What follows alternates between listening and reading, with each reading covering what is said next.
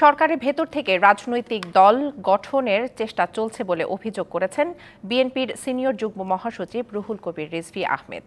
নতুন দল আসলে বিএনপি স্বাগত জানাবে, তবে ১৭ বছরের জুলুম এবং ত্যাগ স্বীকারের বাস্তবতাকে অবজ্ঞা না করার হুঁশিয়ারি দেন তারেক নেতা মির্জা আব্বাস।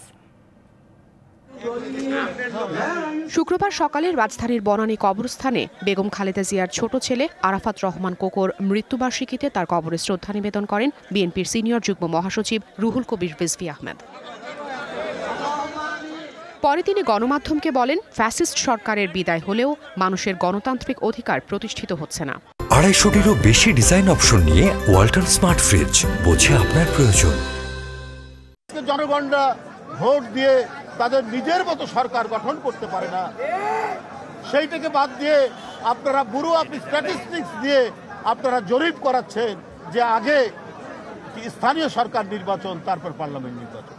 এগুলো মানুষের কাছে নানা প্রশ্ন দেখা দিচ্ছে। তিনি বলেন, উপদেষ্টাদের মধ্য থেকে কিংস পার্টি গঠনের কথা যখন শোনা যায়, তখন তাদের নিরপেক্ষতা নিয়ে প্রশ্ন উঠতেই পারে। সরকারের ভেতর থেকে কেউ কেউ রাজনৈতিক দল গঠন করার চেষ্টা করছে, তাহলে তো সরকারের নিরপেক্ষতা নিয়ে জনগণ প্রশ্ন করতেই পারে, মানুষ প্রশ্ন করতেই পারে। এদিকে আরাফাত রহমান কোকোর মৃত্যুবার্ষিকী উপলক্ষে নয়াপল্টনে দলীয় কার্যালয়ে দোয়া মাহফিলে অংশ নেন বিএনপির আরেক নেতা মির্জা আব্বাস। বলেন, যারা ১৭ বছর জুলুম ও ত্যাগ স্বীকার করেছে তাদের অবজ্ঞা করা যাবে না।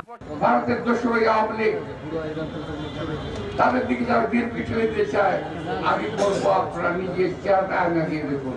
অনেকে বলেন নতুন একটা দল হচ্ছে আর বিএনপি নাকি তাকে জেলাস করছে। দল ঘোষণা হওয়ার পর বিএনপির ভূমিকা কি থাকে সেটা দেখবেন। আমরা স্বাগত জানাই যারা দল করবে, যারা দল করবেন, তারা গণতান্ত্রিক প্রক্রিয়ায় দেশটাকে পরিচালিত করবেন। আমরা সহিংসতার প্রয়োজন করলে, কিন্তু ওই সমস্ত উল্টাপাল্টা কথাবার্তা বলে দেশবাসীকে বিভ্রান্ত করার চেষ্টা করবেন না। এ সময় বিভাজনের রাজনীতি না করতে সবার প্রতি আহ্বান জানান তিনি। কথা বলে এমন কিছু করবেন না যাতে একটা বিভেদ সৃষ্টি হয়। Afrin Anwar, DBC news, Dhaka.